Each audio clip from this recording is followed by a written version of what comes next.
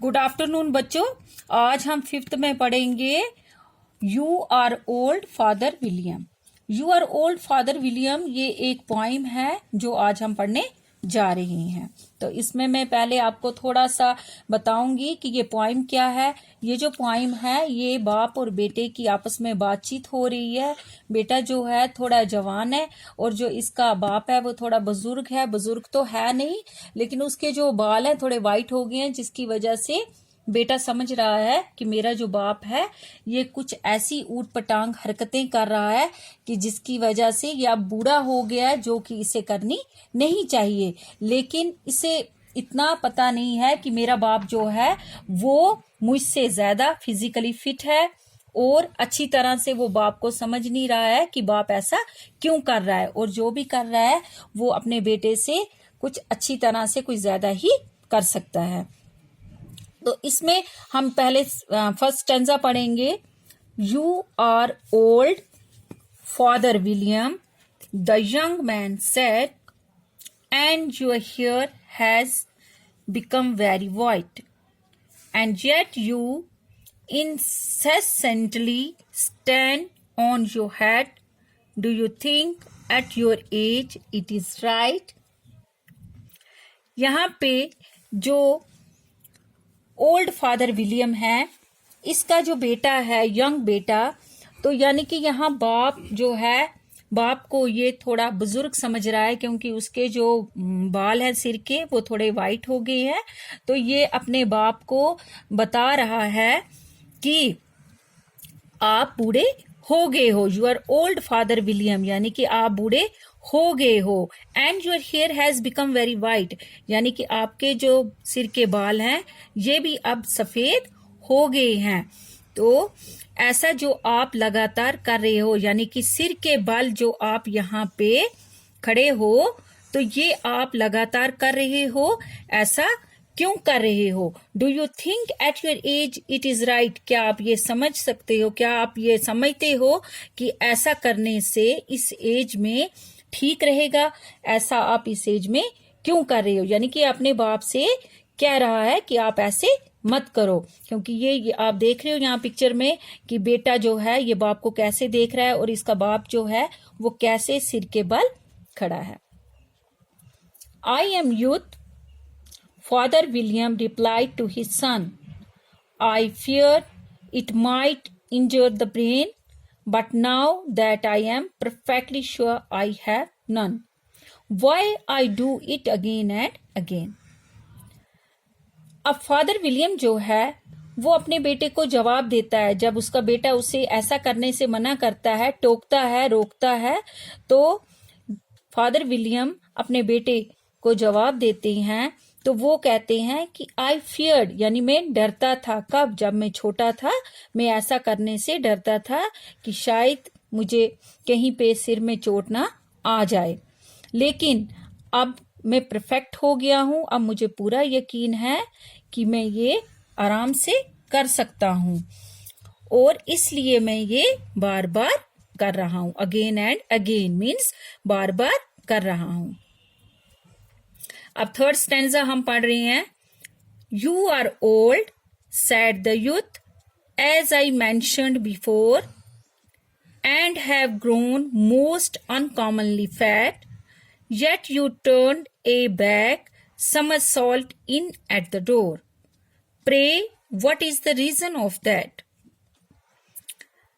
You are old said the youth. अब ये जो यूथ मीन्स ये जवान लड़का जो है ये अपने बाप को मेंशन कर रहा है, जैसे कि रोक रहा है इसने। जैसे इसको 2 बार पहले भी टोका वैसे ही ये इसको फिर से टोक रहा है कि आप जो हो आप थोड़े से मोटे हो गए हो, आपका शरीर जो है थोड़ा भारी हो गया है, तो आपके लिए ऐसा करना ठीक नहीं है।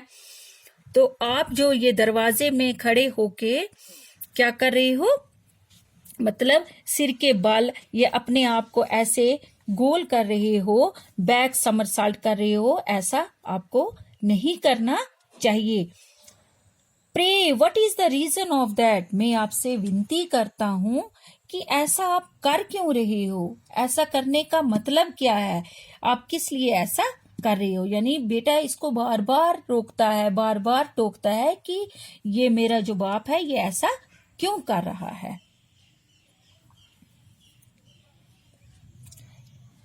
In fourth stanza, in my youth, said the sage, as he shook his grey locks, I kept all my limbs very supple by the use of this ointment, 1 shilling the box, allow me to sell you a couple. In my youth sad the सैग। अब ये जो बुजुर्ग इंसान है, ये संत की तरह, ये अब अपने बेटे को बोलते हैं, क्या अपने बालों को, जो इनके सिर के बाल हैं ग्रे कलर के, उनको हिलाते हुए, हाथ फेरते हुए, हिलाते हुए अपने बेटे से कहते हैं, I kept all my limbs very supple, मैं अपनी बॉडी के जितने भी अंग हैं, मेरी बॉडी के जितने भी पार्ट्स हैं, इनको मैं क्या रखता हूं, नाजुक रखता हूं, कोमल रखता हूं।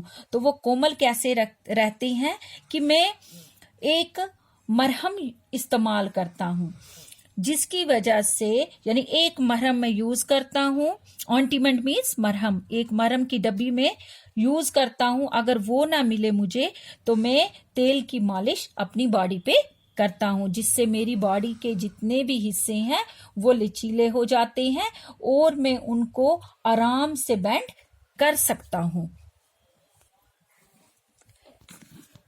You are old, said the youth, said your jabs are too weak for anything tougher than sword.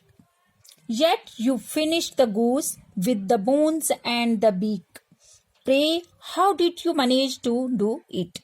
तो यहाँ पे जो है, ये जो जवान है, ये बूढ़े से कहता है कि यू आर ओल्ड, आप बुजुर्ग हो, तो आपके जो मुंह के जबड़े हैं, यानी कि जिसमें दांत हमारे अटैच होते हैं, उसको जबड़ा कहते हैं, जैब्स कहते हैं, तो ये भी अब कमजोर हो गए होंगे।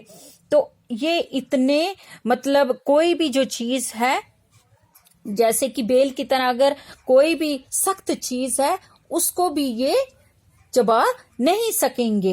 Yet you finished the goose, लेकिन इसके बावजूद होते हुए भी आप हड्डियों के समेत, चोंच के समेत पूरी बतख को खत्म कर चुके। यानी कि इसके कहने का मतलब है, ये अपने बाप को कह रहा है कि इस एज में जो बुजुर्ग हो जाते हैं, बूढ़े हो जाते हैं, तो उनके जो दांत हैं वो भी कमजोर हो जाते हैं, तो वो सख्त चीज खाना उनके लिए मुश्किल होता है। तो लेकिन आपने जो गूस है, मतलब बतख है, उसको हड्डियों के समेत, चोंच के समेत खा लिया, खत्म कर लिया। Pray how did you manage to do it, मैं आपसे विनती करता हूं, मैं आपसे प्रार्थना हूं, मुझे बताओ कि आप ये ऐसे कैसे कर लेते हो। In my youth, said his father, I took to the law and argued each case with my wife, and the muscular strength which it gave to my jaw has lasted the rest of my life. तो father जो है अपने इस जवान से कहते हैं, इस बेटे से कहते हैं कि मैं एक, तो ये जो है यूथ, यानी कि जो बेटा है, सैड हिज फादर, वो अपने बाप को कहता है कि आप ऐसा मत करो। तो जो ये इसका बाप है, ये कहता है कि जब मैं जवान था, मैं क्या करता था कि मैं अपनी वाइफ के साथ बहुत सारी बहस करता था, आर्ग्यूड्स होते हैं, बहस करना, मैं उसके साथ बहुत बहस करता था, जिसकी वजह से जो मेरे जबड़े हैं, जो मेरे जबड़ों के मसल्स हैं, वो बहुत मजबूत हो गए हैं, और मैं चाहता हूं कि इसी तरह मरते दम तक मजबूत रहें। You are old, said the youth. One would hardly suppose that your eye was steady as ever. Yet you balanced an ear on the end of your nose. What made you so evilly clever? तो ये जो है, जो बेटा है, ये कहता है बूढ़े बाप से कि कोई भी यकीन, यानी कोई शायद कोई ये भरोसा करेगा कि आपकी जो आंखें हैं वो अब अभी भी वैसी हैं। यानी कि बुढ़ापे में देखा गया है कि जो बुजुर्ग होते हैं तो आहिस्ता आहिस्ता उनका शरीर भी मतलब ये कमजोर होने लगता है, आंखों की रोशनी भी कम होने लगती है। तो ये कहता है कोई ऐसा ही होगा, कोई आपकी मेरी इस बात पे भरोसा नहीं करेगा, कोई शायद भरोसा करे कि जो मेरा बाप है उसकी आंखों की लाइट अभी भी वैसी ही कायम है और वो अपने यानी बैलेंस रखता है। नाक पे कोई भी अगर चीज रखता है उसकी सीध में वो मतलब उसकी आईसाइट ऐसी तेज है कि उस बैलेंस को बनाए रखता है। तो what made you so fully clever, ऐसी ये चीजें जो हैं ये इतना चालाक आपको कैसे बनाती हैं, इतना फिट आपको कैसे बनाती हैं। I have answered 3 questions and that is enough, said his father. Don't give yourself airs. Do you think I can listen all days to such stuff?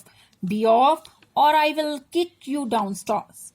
तो अब क्या हुआ, बार बार बेटे के टोकने से बाप बहुत ही तंग आ गया। तो इसके बाप ने अपने बेटे को कहा कि मैंने आपके 3 क्वेश्चंस जो थे उनके आंसर आपको जवाब दे दिए, तो ये मेरे लिए बहुत है। तो अब बाप अपने बेटे को कहता है कि तो आपने मेरे से जितने भी क्वेश्चन पूछे, जितने भी 3 क्वेश्चन पूछे, मैंने तीनों का आपको जवाब दे दिया, इतना ही मेरे लिए काफी है। अब आप मुझे ज्यादा अकड़ मत दिखाओ। आप सोच रहे होंगे कि आप मेरे से ऐसी नॉनसेंस वाली बेफजूल की बातें करते रहोगे और मैं आपकी बातें सुनता रहूंगा। बी आप यहां से चले जाओ, मुझे तंग मत करो, नहीं तो मैं क्या करूंगा, आपको सीढ़ियों से धक्का दे के नीचे गिरा दूंगा। तो ये बातें जो हैं ये इस पॉइंट में बताया गया है कि जो फादर विलियम है वो सोचता है कि वो क्या है, वो बहुत ही फिट है, फिजिकली बहुत फिट है, लेकिन जो उसका यंग मैन यानी कि उसका जो बेटा है वो कह रहा है कि उसका बाप जो है अब शायद बुजुर्ग हो गया है तो वो कुछ भी नहीं कर पा रहा। Father William thinks he is more fit than the young man since he cannot understand why Father William is much better and still on form in many things. He was not supposed to be because of his age and full fat body. तो इसमें हमने यही सीखा कि जो हमारी generation gap है, हमारी जो नई जनरेशन है वो पुराने बुजुर्गों के बारे में क्या सोचती है और क्या समझती है। तो बच्चों ये जो लेसन है इसमें हमें ये लेसन मिलता है कि हमारे जो बुजुर्ग हैं हम उतना कोई भी काम परफेक्ट नहीं कर सकते हैं या हम कोई भी अच्छी तरह से कोई भी फैसला अच्छी तरह से नहीं कर सकते हैं जितना कि हमारे बुजुर्ग कर लेते हैं, क्योंकि वो एक्सपीरियंस्ड होते हैं और यही वजह है कि वो हर काम अपना परफेक्टली करते हैं। और जो पुराने लोग थे वो पुरानी जड़ी बूटियां वगैरह खाया करते थे, इसलिए वो फिजिकली और मेंटली फिट रहते थे। तो ये हमारी जो पोइम है ये आज हम यहीं पे एंड करते हैं। तो इसके अकॉर्डिंग जो क्वेश्चंस वगैरह होंगे या वर्ड मीनिंग होंगे या कोई भी मेक सेंटेंसेस होंगे वो आपको मैं नेक्स्ट टाइम भेजूंगी। तो अगर आपको इस पोइम में कोई भी डिफिकल्टी होगी तो आप मुझे बताना। Okay, thank you.